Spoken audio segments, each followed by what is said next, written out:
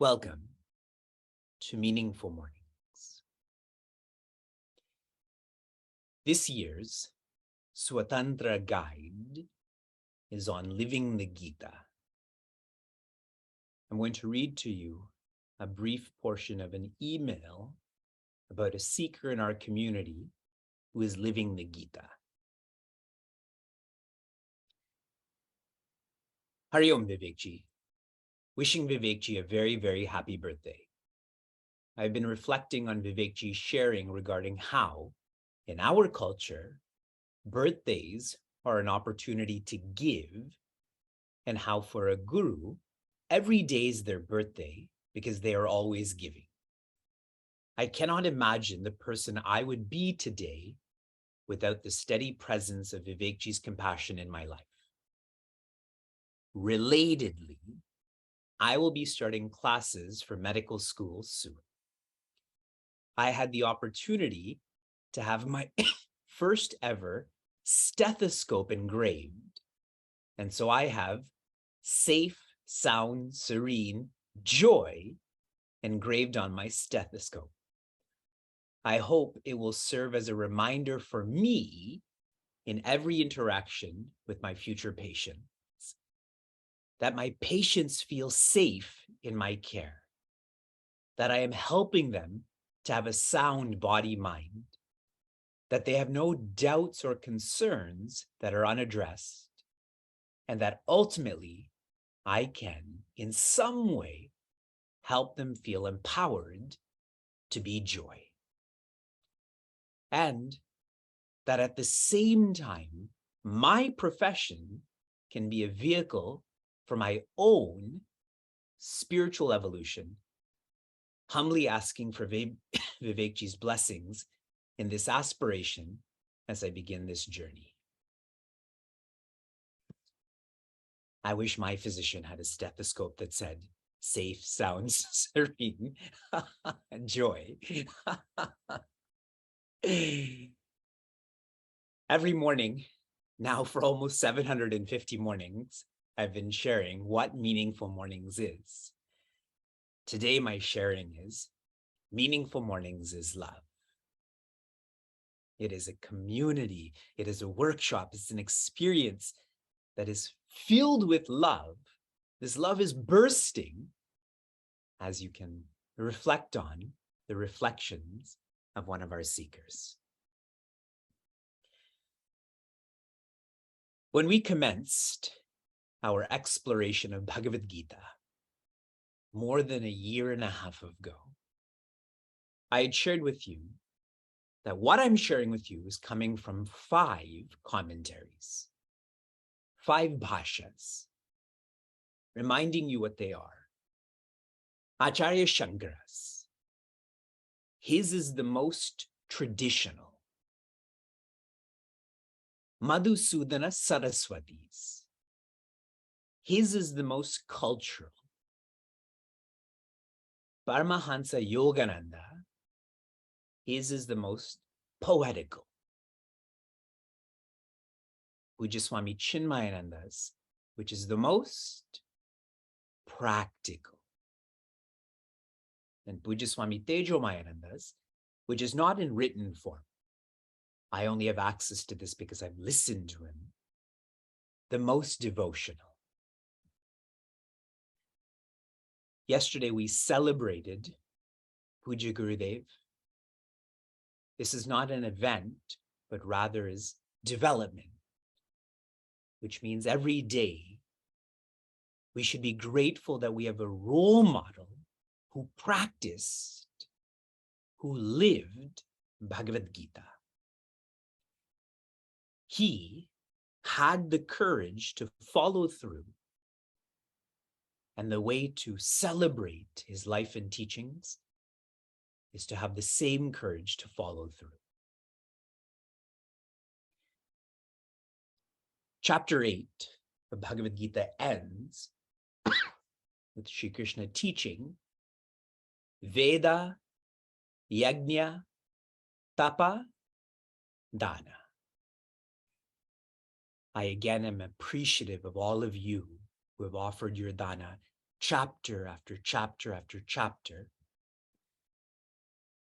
Yesterday, we completed 2/3 of our contentment challenge. Vijayadashami is going to come in 2 months, exactly 2 months. And we've completed raising 1/3 of the amount we want to offer to our mother. I know we'll raise the remaining 2/3. Chapter 8 has the theme of Akshara Brahma Yoga. I shared with you that there's another name. That other name is Taraka Brahma Yoga. Taraka Brahma Yoga. Taraka means to cross, to transcend. And here, Brahma doesn't mean infinity. How can you cross infinity? This is Brahma, as in that which is relative. This chapter teaches us to not give in, to not get distracted by the relative, but to transcend this, to follow the path beyond. Shared in a final sense, Chapter 8 is very much about time, to use the present to feel the presence. Use time to transcend time. If you don't, time will eat you. When we share repeat, this repeat is forever.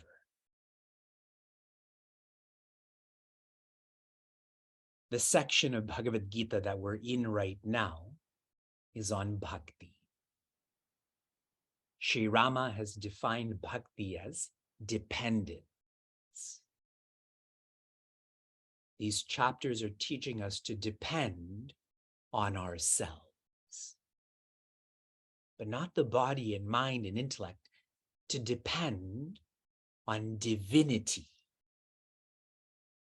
And when that dependence is complete, when there's a surrendering to divinity, then one feels infinity.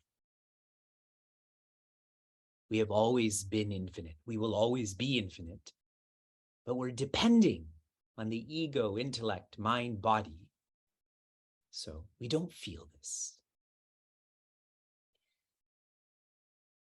Chapter 9, Raja Vidya, Raja Guhya. The royal secret is that you're royal.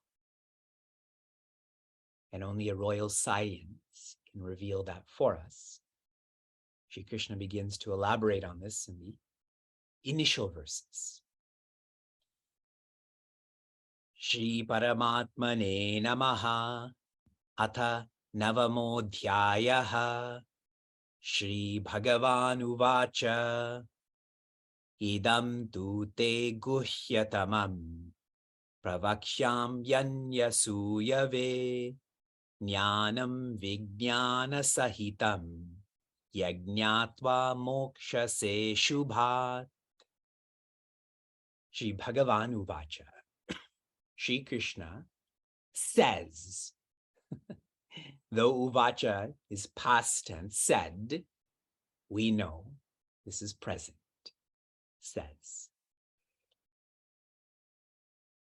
Tu, indeed, te, to you, idam guhyatamam. Idam means this. Guhyatamam, the most secretive. This is the translation. The implication. Idam is referring to what Sri Krishna has taught from chapters 1 through 8. He has already taught us what he's going to teach in chapter 9. That's the implication of the word idam. Then why is he teaching chapter 9? Because we're not ready. We need more incubation to be ready to feel what he feels. Guhyatamam, this is most secretive. The implication of this is it's beyond what we're used to. It's beyond the body, breath, mind, intellect, ego. Shri Krishna is beyond all of this. Infinity is beyond all of this. This is why we feel it is secretive. And this shows the importance of a guru. If I can't use my equipments to feel this, then I need someone who can remove the darkness, remove this habit of using the equipment. I need a guide to help me to learn to let go so that I can feel divinity. Pravakshami, I am going to guide. Sri Krishna is sharing this in the first person.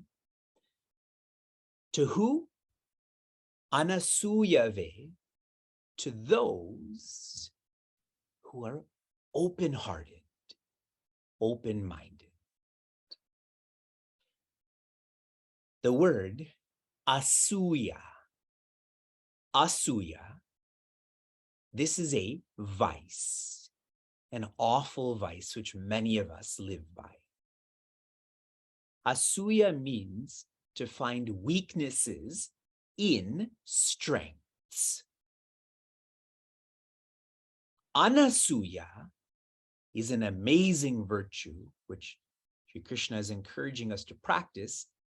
It is to find strengths even in weaknesses.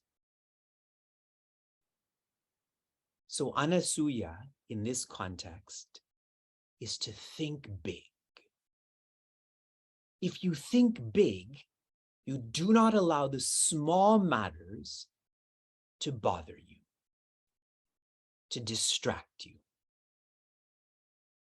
In a very micro sense, so many times I'm sure you hear our children downstairs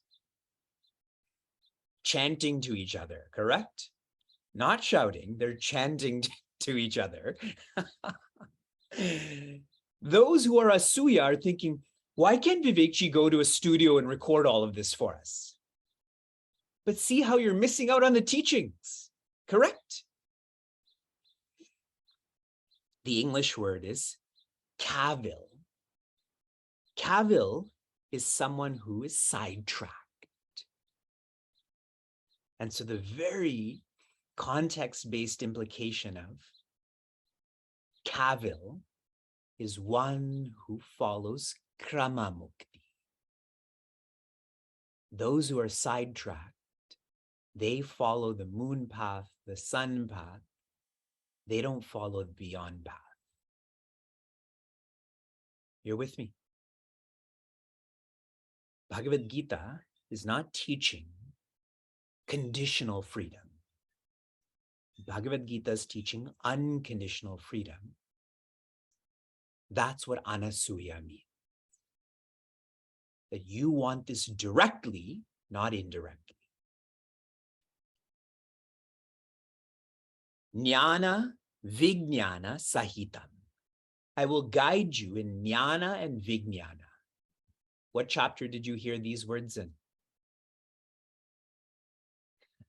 Really, the answer would be every chapter, but specifically, that's how chapter 7 began.